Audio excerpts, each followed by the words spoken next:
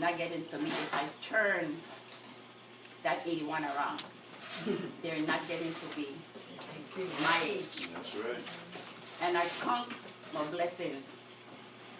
I've been blessed. I had 4 children. All loving. I've never had to go to the precinct. I worked night for 32 years. And there were nights when co-workers got called that the son wasn't home. I allowed my children to go to little parties, but they had to limit. I come with blessing because I'm blessed. I've got a good family. 8 of us. And God has blessed 7 of us to still be here today. All right. Mm-hmm. Our mother died at 63. Our father died at 88. And today, 7 of her children has passed her age, with Uncle Vernie being the youngest. My older sister, in a couple of weeks, she'll be 83 years old. I'm 81. My sister,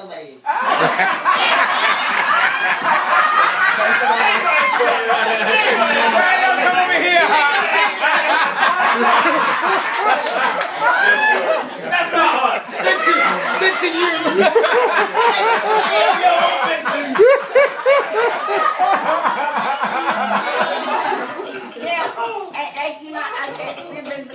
we're blessed. She should have danced. I enjoy what I do. I've been blessed because I see my children grow up. I see my grands and my great-grands. I could say I put a pamper or a diaper in every one of them. I worked for 41 years.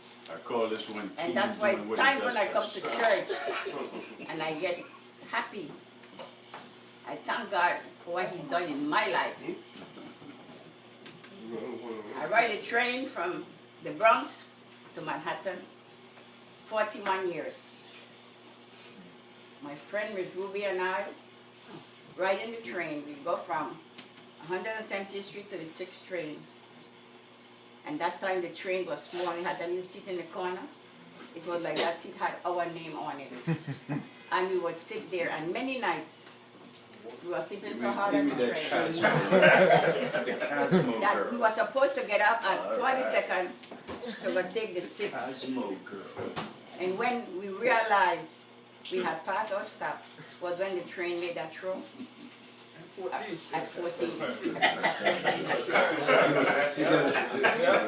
That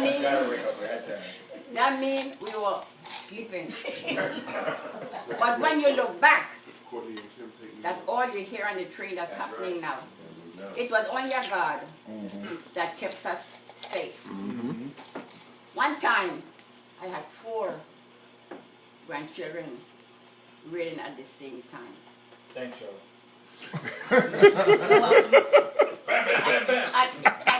At the same time. But the Lord always gave me the strength. Because when the first one, Jason, came along, as long as Jason, he didn't have all his fancy stroller. I used to get a big box. And when I got to go in the kitchen, I would put him here in the door. And as long as he could see Grandma, he was happy. I got Keenan.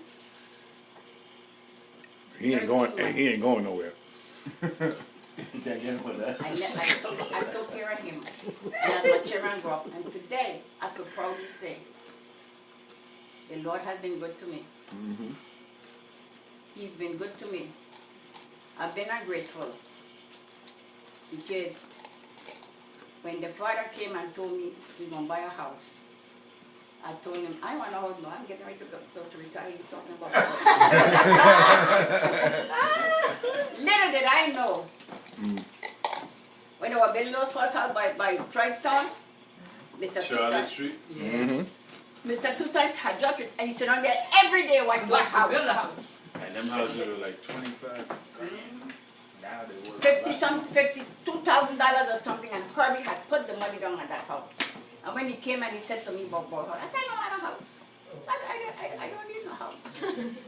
I said, get to return you talking about buy a house. And that's when he told me, he said, well, I don't put on the money, so you better go back and get your money. But you see, I know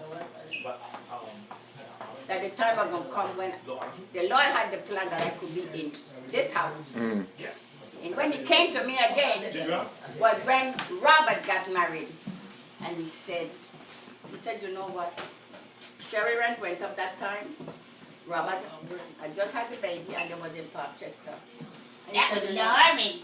That was alarming. And the first thing he said, let's look for a house. I just was born here. What? I said,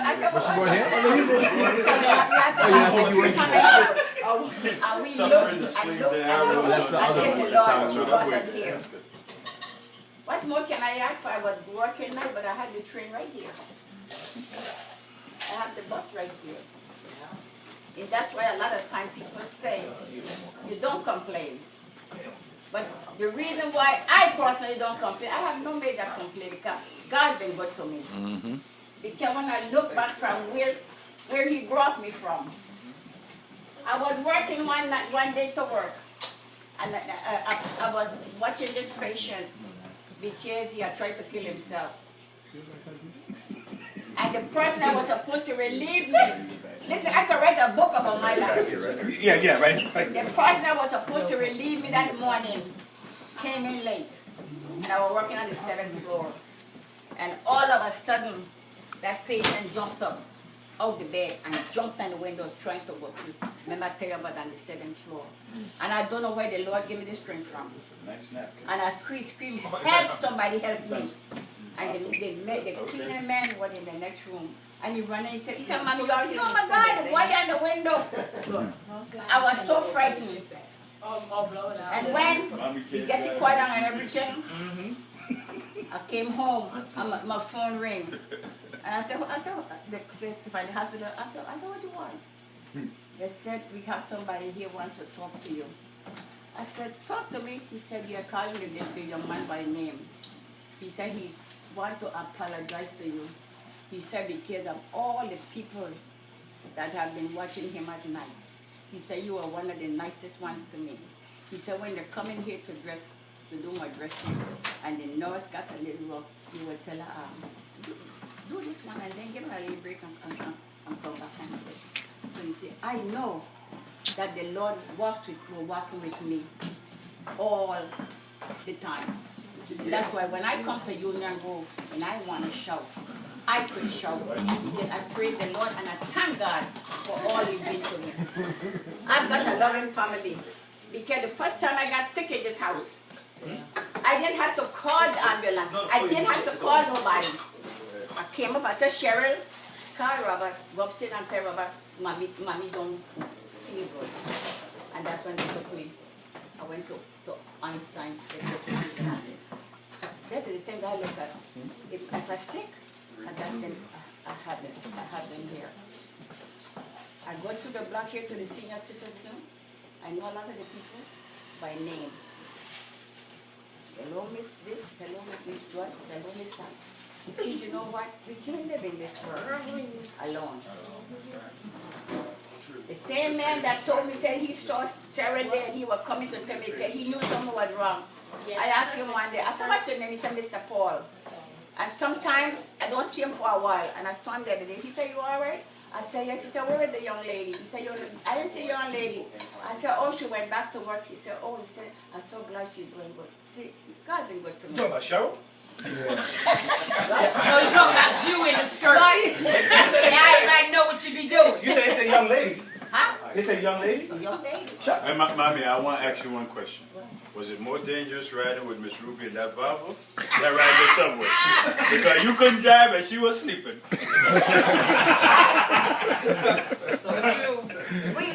I know I sleep on the train. I must tell you about it. And you know, that's what I say. Sometimes you sit down and you look back at your life to how good God has been to me.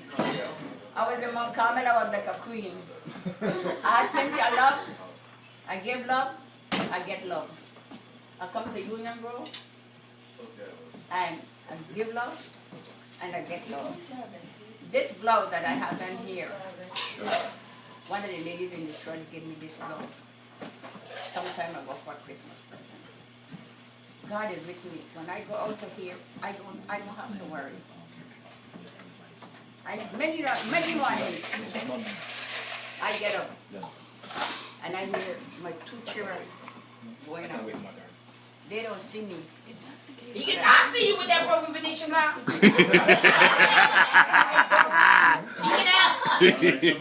Y'all see that broken Venetian blind? Downstairs. If you look at the Venetian blind, there's a permanent. Right. Do you know? Wait, hold on. Before you go further, you know my nickname? ADT. Yeah, she said that's right. Who else could they depend on if the same pastor is coming? That's true. That's true. You're right. You're right. I got a whole bunch of stuff shipped here. Senior package come there.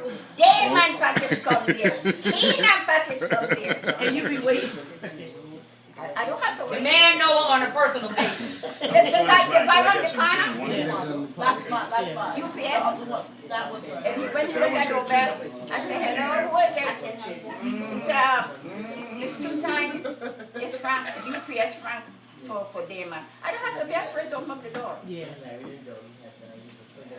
But in our daily walk, we got to draw closer to God.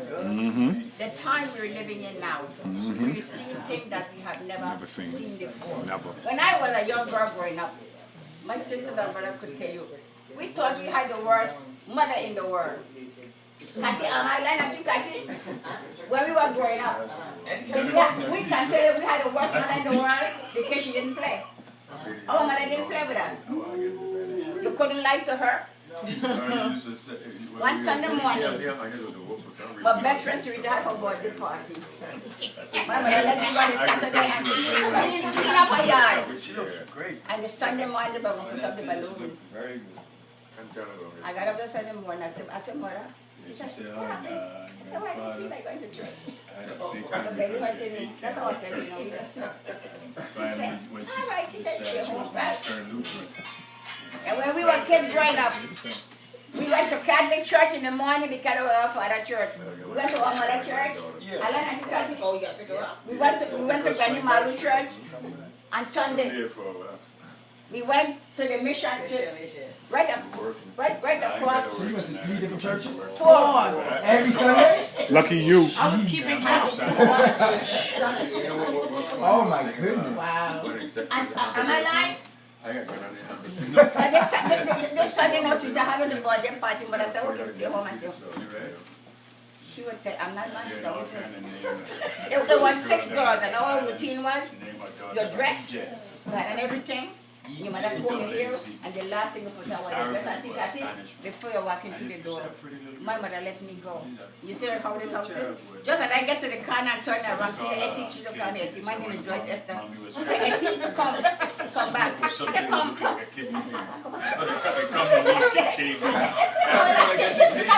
think I forgot the present. She said, where you going? Where you going? You're not going to Sarita birthday party. She said, come. Yeah. I didn't Oh, see you're her. going to go? Yeah. She Okay. said, Sorry. you can walk in and take off your clothes. That's your van, partner? I said, take off your clothes. Anytime that I didn't see I before, got keys in it. anytime you too sick to go to church, you too sick to go anything. Tell the girl, where you have to go? And then she turned and she said to them, don't you bring a piece of cake? Auntie, am I lying? No. You didn't even have cake? She was too sick. No, her belly ache. Exactly. Me, I cut it.